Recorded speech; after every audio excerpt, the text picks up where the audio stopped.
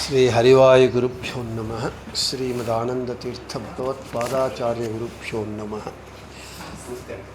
శ్రీ రాఘవేంద్ర తీర్థ గురుభ్యో నమః. శ్రీ విద్యాసాగర మాధవ తీర్థ గురుభ్యో నమః. పృథ్వీమండల మధ్యస్థాః పూర్ణబోధమతానుగాః వైష్ణవాః విష్ణుహృదయాః తాన్ నమస్యే గురూన్ నమః. ఆపాదమౌళిపర్యంతం గురూణామాకృతిం స్మరేత్ తేన విఘ్నాః ప్రణశ్యంతి సిద్ధ్యంతి చ మనోరథాః. శ్రీ గురుభ్యో నమః. హరి ఓం. ధృతరాష్ట్ర ఉవాచ ధర్మక్షేత్రే కురుక్షేత్రే సమవేతా యుయుత్సవః మామకాః పాండవాశ్చైవ కిమకుర్వత సంజయ. శ్రీ భగవాన్ ఉవాచ అశోచ్యానన్వశోచస్త్వం ప్రజ్ఞావాదాంశ్చ భాషసే గతాసూ నగతాసూంశ్చ నానుశోచంతి పండితాః. మన భగవద్గీత ఉపన్యాసంలో నిన్నటి రోజున 16వ శ్లోకం చెప్పుకున్నాము. 2వ అధ్యాయంలో ఆ 16వ శ్లోకంలో అర్జునునికి కృష్ణుడు ఏమని చెబుతూ ఉన్నాడు అంటే, నాసతో విద్యతే భావో నాభావో విద్యతే సతః ఉభయోరపి దృష్టో అంతస్తనయోస్తత్వదర్శిభిః. అంటే సత్కర్మ వల్ల దుఃఖము లేదు, దుష్కర్మ వల్ల సుఖము లేదు అని ఈ రెండు విషయములు జ్ఞానులు పరంపరాగతంగా చాలా వెనుకటి కాలం నుండి చెప్పుకుంటూ వస్తున్నారు. కాబట్టి ఇక్కడ సత్కర్మ వల్ల దుఃఖం లేదు. నీవు యుద్ధము దుష్కర్మ హింస చేసేటటువంటి కర్మ అంటున్నావు కాదు. నీవు అభిమానాన్ని త్యజించి రాజుగా నీ యొక్క కర్తవ్యాన్ని నీవు చెయ్యి, అది సత్కర్మ అవుతుంది. దాని వలన తప్పకుండా నీకు సుఖం కలుగుతుంది అని చెబుతూ, ఇంతకుముందు మనం చెప్పుకున్నాం, 3 ప్రశ్నలు వేసుకున్నాం. అర్జునునికి కృష్ణుడు అడుగుతూ ఉన్నాడు, నీ బంధువులందరూ ఆత్మలు కాబట్టి ఆత్మనాశం అవుతుందని దుఃఖిస్తున్నావా యుద్ధంలో, లేదా దేహము నాశమవుతుందని దుఃఖిస్తున్నావా, లేదా ఆత్మ అనేటటువంటిదే లేదు దేహమే ఆత్మ అని దుఃఖిస్తున్నావని అక్కడ మనం చెప్పుకుంటూ వచ్చినాం. అక్కడ చెప్పుకునేటప్పుడు మనము ఆత్మ అనాది నిత్యమైనటువంటిది, ఆత్మ ఎప్పుడూ ఉంటూ ఉన్నది, దానికి చావు పుట్టుకలు లేదు, నాశము లేదు అని చెప్పుకున్నాం. దాన్ని ఇక్కడ 17వ శ్లోకంలో మనకు కృష్ణుడు అర్జునునికి చెబుతూ ఉన్నాడు. ఇక్కడ నీవు అవినాశితు తద్విద్ధి ఏన సర్వమిదం తతం వినాశమవ్యయస్యాస్య న కశ్చిత్ కర్తుమర్హతి.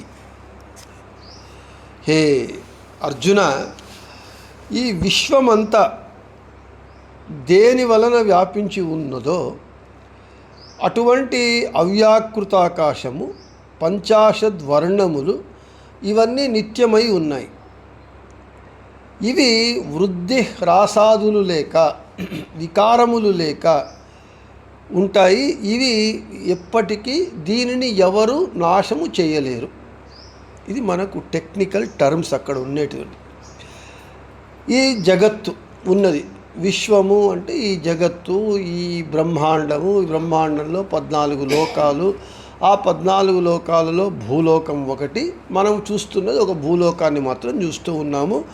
మనము ఈ భూలోకమే పెద్ద విశ్వం అని అనుకుంటున్నాం కాదు. అనంతమైన ఈ విశ్వంలో భూలోకం ఒక ఆవగింజంత ఒక లోకం అంతే. ఈ విశ్వమంతా వ్యాపించి ఉన్నది. ఇక్కడ మనకు పంచభూతాలు ఉన్నాయి, పృథ్వీ అప్తేజో వాయురాకాశములు. ఆకాశము అన్ని చోట్ల వ్యాపించి ఉంటుంది. అసలు ఆకాశ శబ్దానికే అర్థం ఏమిటి అంటే అవకాశం ఇచ్చేదే ఆకాశము. అంటే ఇక్కడ కృష్ణుని బొమ్మ ఉన్నది, ఇక్కడ ఆకాశం లేదు. ఇక్కడ ఆకాశం ఉన్నది అంటే నేను ఇక్కడ చేయి పెట్టడానికి అవకాశం ఉన్నది. ఇక్కడ కృష్ణుని బొమ్మ ఉంది కాబట్టి ఇక్కడ ఆకాశం లేదు. కాబట్టి అవకాశం ఇచ్చేటటువంటిది ఆకాశం. ఈ పంచభూతములు కాకుండా ఈ బ్రహ్మాండము చుట్టూ ఇంకొక ఆకాశం ఉన్నది. దానిని అవ్యాకృత ఆకాశము అని అంటారు. అంటే బ్రహ్మాండము చుట్టూ ఒక లేయర్ అంటాం, ఒక రక్షా కవచంగా ఒక లేయరు, దానిపైన దాని చుట్టూ ఆవరించుకొని అవ్యాకృత ఆకాశము అని ఉన్నది. దానికి అభిమాని దేవత లక్ష్మీదేవి. ఈ అవ్యాకృత ఆకాశము తర్వాత ఈ 50 వర్ణములు, అంటే మన అక్షరములు వర్ణములలో 51 వర్ణములు, 50 వర్ణములు. ఆ 50 వర్ణములు ఇవి కూడా నిత్యంగా ఉంటూ ఉన్నాయి. అక్షరాలు నిత్యంగా ఉన్నాయి, అవ్యాకృతాకాశము నిత్యంగా ఉంటూ ఉన్నాయి. ఈ అవ్యాకృతాకాశానికి కానీ అక్షరాలకు కానీ వృద్ధి అంటే పెరగడం, హ్రాసము అంటే తగ్గటం లేదా వికారములు ఇవి ఏవీ లేవు. వీటిని ఎవరూ నాశనం చేయలేరు. అసలు అక్షర శబ్దమే, క్షర అంటే నాశము, అక్షర అంటే నాశరహితము. అందుకే మన పూర్వీకులందరూ అన్నీ అక్షరస్థం చేస్తూ ఉంటారు. అంటే మనకు తెలిసినటువంటి జ్ఞానాన్నంతా అక్షర రూపంలో పెడుతూ ఉంటారు. కాబట్టి అక్షరం అంటే నాశము లేనటువంటిది, ఇది అనాది నిత్యమైనటువంటిది. అంతేకాకుండా అవ్యాకృతాకాశము అనాది నిత్యమైనటువంటిది, దానికి నాశము లేదు. వీటిని అవ్యయము అని అంటారు. వ్యయము అంటే ఖర్చు కావడం. వినాశం అవ్యయస్య అస్య న కశ్చిత్ కర్తుమర్హతి. అవ్యయము అని అంటే వ్యయము అంటే ఖర్చు వేయేది నాశము. అవ్యయము అంటే నాశము కానటువంటిది. వీటిని అవ్యయము అని చెబుతూ ఉన్నారు. అవినాశి, అదే అవినాశి అని అంటే నిత్యంగా ఉన్నటువంటిది, నాశము లేనటువంటిది. ఇక్కడ దీనిని ఎవరైనా నాశము చెయ్యగలరా అంటే చెయ్యడానికి సాధ్యం కాదు అని చెబుతూ ఉన్నారు. ఇక్కడ ఎందుకు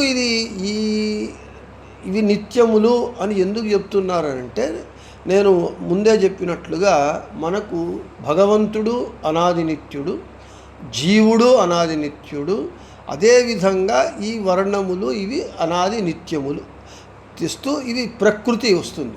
ఆ ప్రకృతిలో ఇవన్నీ భాగంగా ఉంటూ ఉన్నాయి. కాబట్టి దానిని ఇక్కడ చెబుతూ ముందు 18వ శ్లోకంలో మనకు చెబుతూ ఉన్నాడు భగవంతుడు. ఏమని మనకు కాఠకోపనిషత్తు చెబుతుంది. భగవంతుడు బింబమైతే జీవులందరూ భగవంతుని ప్రతిబింబములు అని చెబుతూ ఉన్నారు. ఎలాగా అద్దం ముందు మనం నిలబడినప్పుడు మనము బింబమైతే అద్దంలో మన ప్రతిరూపము మన ప్రతిబింబం. మనం ఏమి చేస్తే అది అదే చేస్తుంది. మనము నవ్వినప్పుడు అద్దంలో మన ప్రతిబింబముగానే ఏడిస్తే ఏదో తేడా ఉంది అని అర్థం. అది ఉపనిషత్తులలో చెప్తారు. మనం అద్దం ముందు నిలబడినప్పుడు మన అద్దంలో మన యొక్క రూపము ప్రతిరూపము వక్రంగా కనబడడం కానీ ఏడుస్తూ ఉన్నట్టు కానీ మనకు కనబడితే అంత్యకాలం దగ్గరికి వచ్చిందంటే మరణం దగ్గరికి వచ్చిందంటే సూచనలోని ఐతరేయ ఉపనిషత్తులో చెప్తారు. కాఠకోపనిషత్తు ఏం చెబుతూ ఉన్నది? రూపం ప్రతిరూపో బభూవ అంటే భగవంతుడు బింబమైతే జీవుడు భగవంతుని ప్రతిబింబము అని అంటూ ఉన్నారు. ఇక్కడ బింబము ప్రతిబింబము ఏర్పడాలి అని అంటే మధ్య ఏదో ఒక మీడియం ఉండాలి, ఒక ఉపాధి ఉండాలి. ఇప్పుడు నేనున్నాను, నా ప్రతిబింబం నాకు కనబడాలి అని అంటే మధ్య అద్దము అనేటటువంటి ఒక ఉపాధి ఉండాలి, ఒక మీడియం ఉండాలి. అదే చెబుతూ ఉన్నారు ఇక్కడ. భగవంతుడు బింబమైతే జీవులందరూ ప్రతిబింబము. ఈ అంతవంత ఇమే దేహ నిత్యస్యోక్తా శరీరిణః అనాశినో అప్రమేయస్య తస్మాద్ యుధ్యస్వ భారత. ముందే చెప్పినట్లుగా నిత్యమైనటువంటి జీవుల మనము ఆ జీవుల యొక్క బాహ్య దేహాలను చూస్తూ ఉన్నాం. ఇప్పుడు నన్ను మీరు చూస్తున్నారు, నేను మిమ్మల్ని చూస్తున్నాను. అయితే ఎవరు ఏం చూస్తున్నాము? నన్ను మీరు చూడటం లేదు.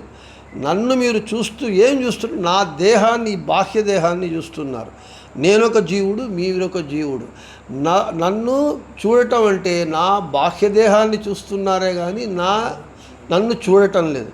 నేను మిమ్మల్ని చూస్తే మీ బాహ్య దేహం చూస్తున్నానే కానీ మిమ్మల్ని చూడటం లేదు. కాబట్టి అయితే ఈ దేహాలలో ఉండేటటువంటి జీవులు మాత్రం నిత్యులు, వాళ్లకు నాశం లేదు. అదే చెబుతూ ఇప్పుడు మనం చూస్తూ ఉన్నటువంటి ఈ బాహ్యదేహములు మాత్రం నాశమవుతాయి. అయితే జీవులు, ఆ దేహంలో ఉన్నటువంటి జీవులు మాత్రము నాశరహితులు. ఇక అదేవిధంగా భగవంతుడు సర్వత్ర వ్యాప్తుడై ఉన్నాడు. వాడు లేనటువంటి ప్రదేశము లేదు. అదే భాగవతంలో ప్రహ్లాదుల వారు చెప్పినట్లు, ఇందుగలడందులేడని సందేహము వలదు, చక్రి సర్వోపగతుండు ఎందెందు వెదకి చూచిన అందందే కలడు. కాబట్టి భగవంతుడు మీలో ఉన్నాడు, నాలో ఉన్నాడు, అందరిలో ఉన్నాడు. అయితే ఆ ఉండటం, వాడు ఉండి నేను ఉన్నాను అనేటటువంటి జ్ఞానాన్ని మనకి ఇవ్వటం లేదు. అదే వచ్చిన సమస్య. ఆ జ్ఞానం ఎందుకు రావటం లేదు అంటే మనకు దానిని తెలుసుకునేటటువంటి ఒక జ్ఞానం కానీ, తెలివి కానీ, వివేకం కానీ లేదు. మనము ఇప్పుడు అడుగుతూ ఉంటాం, భగవంతుడు ఎందుకు కనబడడు? వాడు ఉన్నాడని చెప్తారు కదా, ఎందుకు వాడు కనబడడు? మీరు ఊరికే కథలు చెప్తారని వీళ్ళు విమర్శిస్తూ ఉంటారు. అదే నిజంగా భగవంతుడు బాణం పట్టుకొని తర్వాత విల్లు పట్టుకొని రాముడు వస్తే మనం ఏమంటాం? ఏదో డ్రామా కంపెనీ నుంచి వచ్చిన పోను తరిమేస్తాం అని వాడిని గుర్తించాం. భగవంతుడు వచ్చినా వాడిని గుర్తించేటటువంటి వివేకము, జ్ఞానము మనకు లేదు. కాబట్టి వాడు అవ్యక్తుడుగా ఉంటాడు, అంటే వ్యక్తము కాకుండా ఉంటాడు. అదే జ్ఞానులు ఉన్నారు, జ్ఞానులకు మళ్ళీ వాడు వ్యక్తుడు. దీనికి ఒక చిన్న మీకు ఒక ఉదాహరణ చెప్పాలి. రాఘవేంద్ర స్వాముల వారి వెనుకటి అవతారం వ్యాసరాజస్వాముల వారు అని. ప్రహ్లాదుల వారు, వ్యాసరాజస్వాముల వారు, తర్వాత రాఘవేంద్ర 3వ అవతారం. వ్యాసరాజస్వాముల వారు ఒకరోజు పూజ చేస్తూ ఉంటారు. ఒకరోజు ఈ మన కనకదాసులో వారి శిష్యులు ఒకరు ఉంటారు. ఆ శిష్యులు వాళ్లకు భగవంతుడు ఎప్పుడు పిలిస్తే అతను పిలిచినప్పుడల్లా భగవంతుడు వస్తాడు. భగవంతుడు అతనికి ఒక వరం ఇచ్చి ఉంటాడు అనమాట. కనకదాసుల, ఈ పురంధరదాసుల వారు ఎలాగో అలాగా కనకదాసుల వారు, వాళ్ళు బ్రాహ్మణుడు కాదు, అతను కురుబ కులంలో, అంటే కన్నడంలో కురుబ అని అంటారు. ఆ కురుబ కులంలో అంటే ఈ గొర్రెలు కాస్తారు చూడండి, ఆ కులంలో పుట్టుంటాడు ఆయన. భగవంతుడు అనుగ్రహం అయ్యి భగవంతుడు అతని వెంటబడుతూ ఉంటాడు. రే నీవు నా దాసుడు కారా, నా దాసుడు అంటే నేను కాను పో అని ఇతడు భగవంతుడిని రిజెక్ట్ చేస్తూ ఉంటాడు. ఒకసారి అతను ఒక నుంచి గ్రామ పాలెగారు అంటారు కదా, ఆ పాలెగారు పోస్ట్లో ఉంటాడు ఆయన. బాగా అధికారము, డబ్బులు జోరుగా ఉంటాయి. ఒకసారి అతని శత్రువులు అతన్ని బాగా కొట్టుపడేస్తారు. బాగా ఒళ్ళంతా గాయాలైపోయి పడి ఉంటాడనమాట. అప్పుడు భగవంతుడు వచ్చి, రే కనుక ఇప్పుడైనా దాసుడు గమ్మని అడుగుతాడు భగవంతుడు. భక్తులు భగవంతుని వెంటబడితే ఇక్కడ భగవంతుడు భక్తుని వెంటబడతాడు. అప్పుడు అని అంటాడు, సరేనయ్యా నేను అడుగుతాను, మొదట నాకు ఈ నొప్పులన్నీ పోవాలని అంటాడు. సరే భగవంతుడు అతనికి తన అమృత హస్తంతో నొప్పులన్నీ పోగొట్టిన తర్వాత, ఇప్పుడు నీవు నా దాసుడు గమ్మంటే అవుతాను, అయితే ఒక కండిషన్ పెడతాడు. నేను పిలిచినప్పుడల్లా నీవు రావాలి అని. సరే వాడు భక్తవత్సలుడు కాబట్టి సరే అని అంటాడు, అవుతుంది. అది వ్యాసరాజ స్వామి గురువులు వీళ్ళకి కనకదాసు. అప్పుడు అడుగుతారు, ఏం కనుక నీవు పిలిస్తే దేవుడు వస్తాడట కదా, మమ్మల్ని ఒకసారి పిలుచు, నేను అందరూ చూస్తాము. సరే ఎప్పుడు పిలుస్తావు? రేపు మీరు పూజ చేసేటప్పుడు నేను దేవుణ్ణి పిలుస్తాను, వస్తాడు అని చెప్పాడు. సరే కనకదాసుల వారు దేవుణ్ణి చూపిస్తాడని చెప్పి ఇంక అందరికీ అందరూ ఏమి వేలాది మంది జనులు వచ్చి ఉంటారు, ఇంకేమి స్వాముల వారు పూజ చేస్తూ ఉంటారు. అప్పుడు కనకదాసుల వారు ఉంటారు. అప్పుడు ఉన్నట్టుండి అంతమంది జనంలో ఒక పెద్ద నాగుపాము వచ్చేస్తుంది. ఆ జనంలో అందరు పాము వచ్చింది, అందరు పారిపోతారు. అక్కడ పారిపోకుండా ఉండేది ఎవరంటే ముగ్గురే, వ్యాసరాజస్వాముల వారు, పురంధరదాసుల వారు, కనకదాసుల వారు. వచ్చింది పాము రూపంలో భగవంతుడు వచ్చాడు. అక్కడ ఈ ముగ్గురికి తప్ప ఎవరికి భగవంతుడు అని తెలియలేదు. పాము అని భయపడి పారిపోయినారు. ఆయన వచ్చింది భగవంతుడు అని వీళ్ళ ముగ్గురు వీళ్ళు జ్ఞానులు, వీళ్లకు వ్యక్తుడు. మిగిలినటువంటి అజ్ఞానులు వాళ్ళకి అవ్యక్తుడు. వాడు వచ్చినా చూడగలిగేటటువంటి కన్నులు లేదు, జ్ఞానం లేదు. సరే ఆ రోజు అయిపోయింది. మళ్ళీ ఏమయ్యా అంటే వచ్చాడు కదా స్వామి, సరే ఈరోజు అంతా ఏదో పొరపాటు అయిపోయింది, మళ్ళీ రేపు పిలుస్తాం, మళ్ళీ రేపు పిలుస్తాను, మళ్ళీ పూజ మళ్ళీ వస్తుంది. అప్పుడు కుక్క లోపలికి వస్తుంది. అప్పుడు ఆ కుక్క వచ్చి అందరూ కొట్టి తరిమేస్తారు. అయితే భగవంతుడు కుక్క రూపంలో వచ్చి ఉంటాడు. ఈ విధంగా భగవంతుడు వ్యక్తావ్యక్తుడై ఉంటాడు. మనకు నీవు అన్ని చోట్ల ఉంటారు అని చెబుతాడు, ఎందుకు నీకు కనబడడు కదా, ఎక్కడ చూపించండి అని అంటే మనమందరూ ప్రహ్లాదులం కాదు చూపించడానికి. అయితే ప్రహ్లాదుడికి ఆ శక్తి ఉన్నది. 5 సంవత్సరాల బాలుడు ఉన్నాడంటే భగవంతుడు స్తంభం నుండి వచ్చాడు. కాబట్టి ఇక్కడ ఈ భగవంతుడు అన్ని చోట్ల ఉన్నాడు, నాలో మీలో ఉన్నాడు.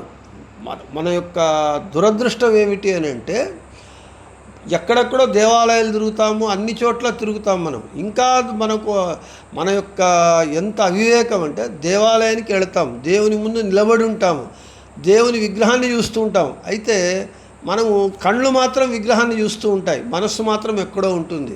నేను మొన్న చెప్పినట్లుగా చూడాలి అనేటటువంటి క్రియ జరగాలి అని అంటే ఒక కన్ను, కేవలం కన్ను ఉంటే ఉపయోగం లేదు, కన్నుతో పాటు మనస్సు చేరాలి. కన్ను ప్లస్ మనస్సు ఉన్నప్పుడే అక్కడ మనకు విగ్రహం కనబడుతుంది.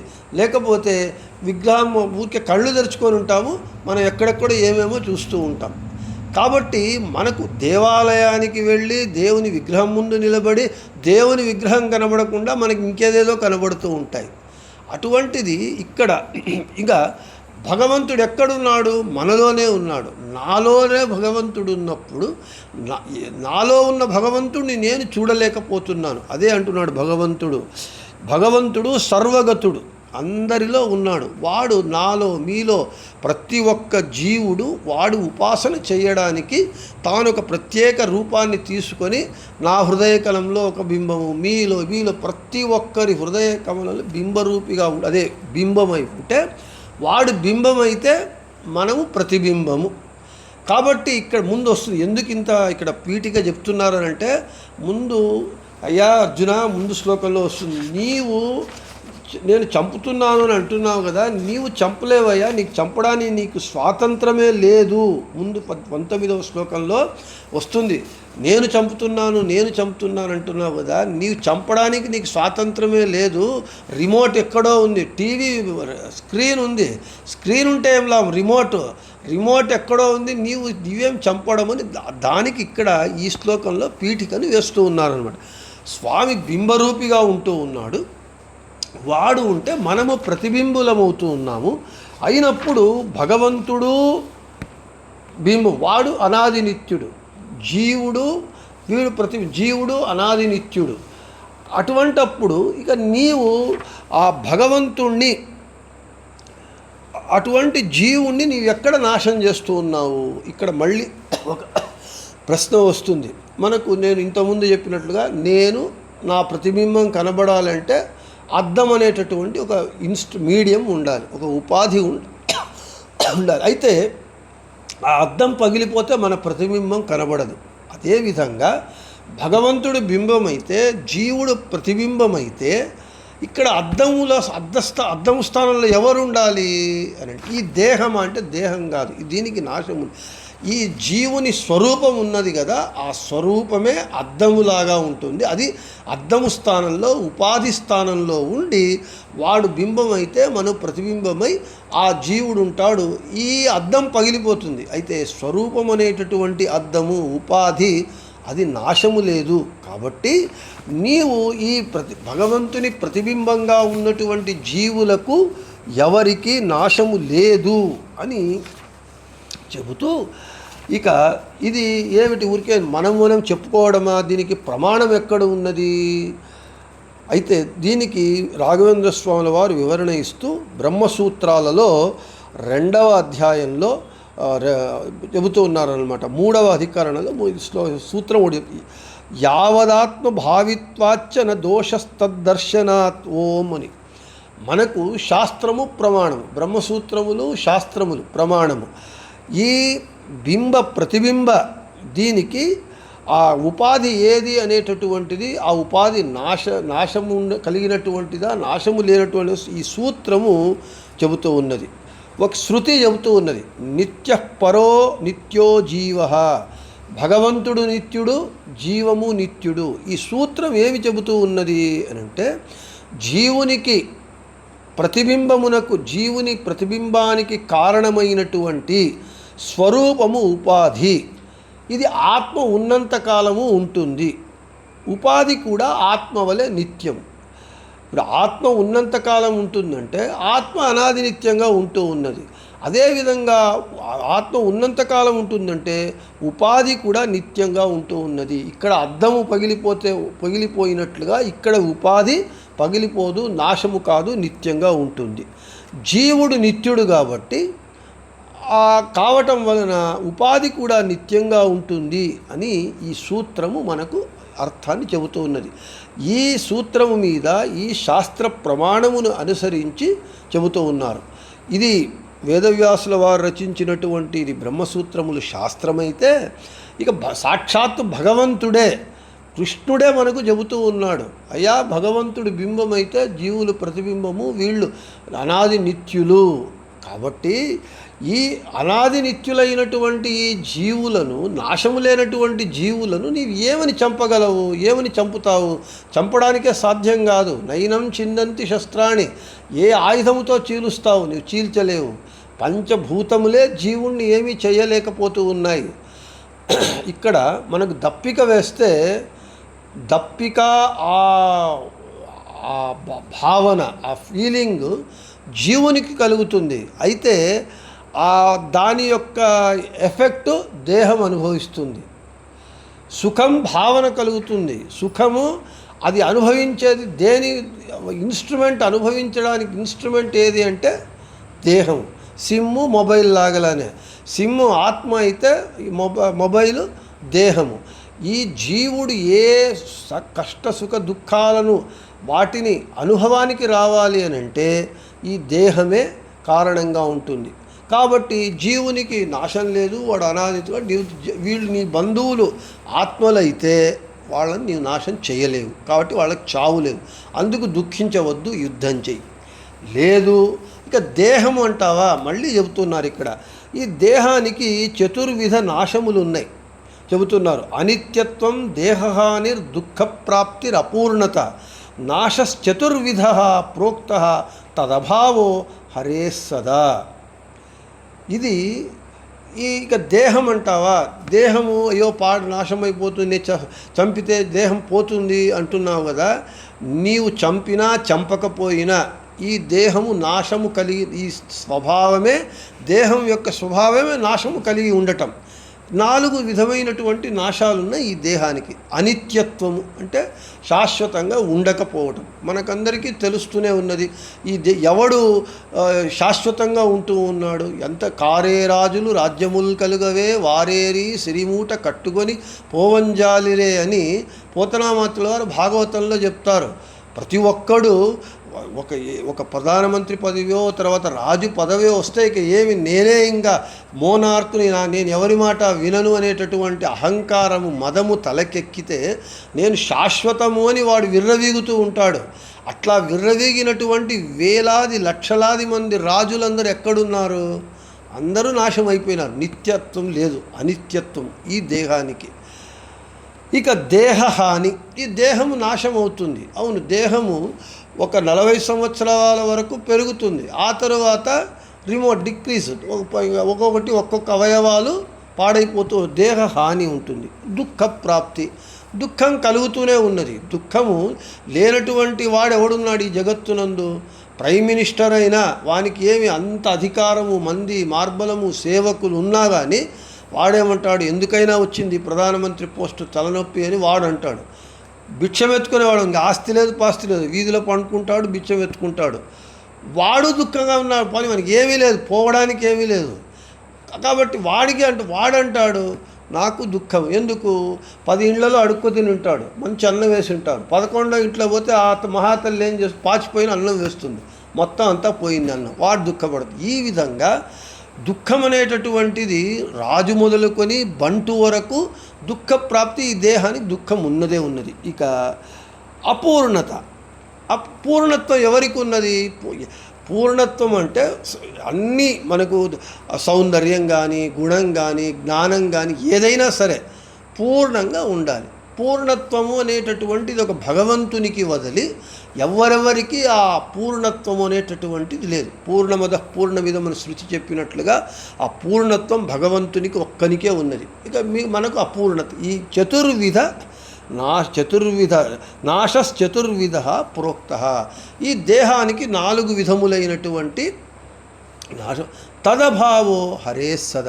ఈ 4 విధములైన నాశము లేనటువంటి వాడు ఎవడయ్యానంటే శ్రీహరి. కాబట్టి వాడు భగవంతుడయ్యాడు అని ఈ విధంగా ఇక్కడ జీవునికి నాశం లేదు. దాని ముందు దానికి వివరణ, చాలా వివరణ ఉన్నది దీనికి. జీవునికి నాశం లేదు, వాడు అనాది నిత్యుడు, భగవంతుడు అనాది నిత్యుడు, ఆ పంచాశద్వర్ణములు అనాది నిత్యము, అవ్యాకృతాకాశము అనాది నిత్యము. ఇక భగవంతునికి మనకు ప్రత్యేకత ఏమున్నది? మనము అనాది నిత్యుడే, వాడు అనాది నిత్యుడే, నేను భగవంతుడు ఒకటే, నాకు భగవంతునికి ఏం తేడా లేదు అని అంటే కాదు. అక్కడ భగవంతునికి మనలాగా ఈ ప్రాకృత దేహం అనేటట్టు నాశమయ్యే అటువంటి దేహమే అతనికి లేదు. అప్రాకృతుడై ఉండి చిదానందాత్మకుడై ఉండి జ్ఞానానందములే దేహముగా కలిగినటువంటి వాడు. కాబట్టి వానికి ప్రాకృత దేహం లేదు, ఈ చతుర్విధ నాశములు లేవు, ఏమీ లేదు. అయితే ఇక్కడ జీవుడు అనాది నిత్యంగా ఉంటూ ఉన్న ఈ జీవుడు పొందేటటువంటి దేహానికి మాత్రము 4 విధ నాశములున్నాయి. కాబట్టి అనాది నిత్యం. మళ్ళీ ఇంకొకటి, జీవుడు దేశత కాలత గుణత వ్యాప్తత్వం. దేశత అంటే భగవంతుడు అన్ని సర్వత్ర వ్యాప్తుడై ఉన్నాడు. అంటే వాడిని చూడగలిగిన శక్తి మనకు లేదు, కానీ వాడు అన్ని చోట్ల ఉన్నాడు. దేశత. కాలత వాడు అన్ని కాలాల్లో ఉన్నాడు, వాడు లేనటువంటి కాలం లేదు. ఎన్నో కాలం ఎప్పుడు ప్రారంభమైందో అంతవరకు అక్కడి ఇంతవరకు ఉన్నాడు, ఇక ముందు ఉంటాడు. ఇక గుణత వాడు అనంత కళ్యాణ గుణపరిపూర్ణుడై వాడు అన్ని గుణములను కలిగి ఉన్నాడు సమగ్రంగా. అయితే జీవుడు అనాది నిత్యుడుగా ఉంటూ ఉన్నాడు, అనాదిగా ఉంటూ ఉన్నాడు. అయితే జీవుడు గుణత భగవంతునితో ఏ విధంగాను ఆవగింజ కాదు కదా, ఆవగింజలో ఆవగింజంత అణువంత కూడా పరమాత్మునితో వీడు సరితూగలేడు, సమానము కాడు. కాబట్టి ఈ భగవంతుని వైశిష్ట్యం ఏమిటి, విశేషం ఏమిటి అంటే జీవుని నుండి వాడు వేరే చేయడానికి ఏమంటే, జీవుడు ప్రాకృతుడు, దేహము కలిగినటువంటి వాడు, చతుర్విధ నాశములు కలిగినటువంటి దేహం కలిగిన వాడు, వానికి గుణములు అనేటటువంటిది దాదాపు శూన్యము. అయితే భగవంతుడు జీవునితో పాటుగా వాడు దేశత కాలత ఉన్నా కానీ గుణత వీరితో సంబంధం లేనటువంటి వాడు ఇంకా అప్రాకృతుడు. వానికి దేహం అనేటటువంటి ప్రాకృత దేహమే లేదు, చతుర్విధ నాశము దేహం లేదు. కాబట్టి భగవంతుడు జీవుని కంటే గొప్పవాడు. అందుకే వాడు ఈశుడు, వీడు దాసుడు. జీవుడు ఏ పని చేయాలన్నా కానీ వీడు స్వతంత్రంగా చెయ్యలేడు, భగవంతుడు స్వతంత్రంగా చెయ్యగలడు. కాబట్టి ఏ నాశము లేనటువంటి భగవంతుడు సర్వతంత్ర స్వతంత్రుడు. నాశము కలిగినటువంటి జీవుడు వాడు అస్వతంత్రుడు. కాబట్టి నీవు ఏం పని చేస్తావు?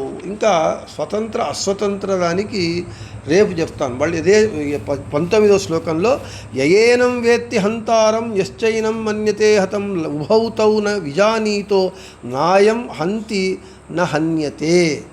నీకు స్వతంత్రమే లేదు, అన్నం తినడానికి స్వతంత్రం లేదు, నడవడానికి స్వతంత్రం లేదు. అటువంటి వాడు నేను చంపుతాను నీవేమంటావు, కాబట్టి అది కాదు అని చెబుతూ ఈ స్వతంత్రము అస్వతంత్రము, ఈ స్వతంత్ర అస్వతంత్ర తత్వాలు ఎలా పనిచేస్తాయి, అస్వతంత్ర తత్వం ఎలా పనిచేస్తుంది అనేటటువంటి విషయాలు ఈ ముందు శ్లోకంలో చెబుతారు. కాబట్టి ఈ మొత్తానికి తాత్పర్యం ఏమిటి అంటే, హే అర్జున నీవు యుద్ధము చెయ్యి. అందుకే మనకు ఈ శ్లోకంలో చివరికి భగవంతుడు చెబుతూ ఉన్నాడు, చూడండి చివరికి ఏమంటూ ఉన్నాడంటే, యుద్ధస్వ, నీవు యుద్ధం చెయ్యి, అనాది నిత్యమైనటువంటిది నీవు యుద్ధము చెయ్యి, యుద్ధస్వ అని చెప్తున్నాడు అనమాట. నీవు యుద్ధము చెయ్యాలి అని ముందు వస్తుందిలేండి 18వ శ్లోకంలో వస్తుంది. అంతవంతమే అని ముందు నీవు యుద్ధము చెయ్యి అని ఇప్పుడు ప్రతిబింబ భావాలను 17వ శ్లోకంలో చెప్పి 18వ శ్లోకంలో దానినే ముందు చెబుతూ, కాబట్టి నీవు యుద్ధము చెయ్యి తస్మాత్ యుద్ధస్వ భారత అని చెబుతూ ఇంకా భగవంతుని గురించి, జీవుని గురించి, జీవుని తత్వం ఏమిటి, అస్వతంత్రం, భగవంతుని తత్వం స్వతంత్రం, ఈ విధంగా చెబుతూ ఈ కారణాల వలన నీవు యుద్ధము చెయ్యి అని భగవంతుడు చెప్తాడు. ఈరోజు ఒకటే శ్లోకం అయింది, 17వ శ్లోకము, రేపు 18వ శ్లోకం చెప్పుకుందామని చెబుతూ కృష్ణార్పణమస్తు, మద్వేషార్పణమస్తు, అందరికీ శుభమస్తు.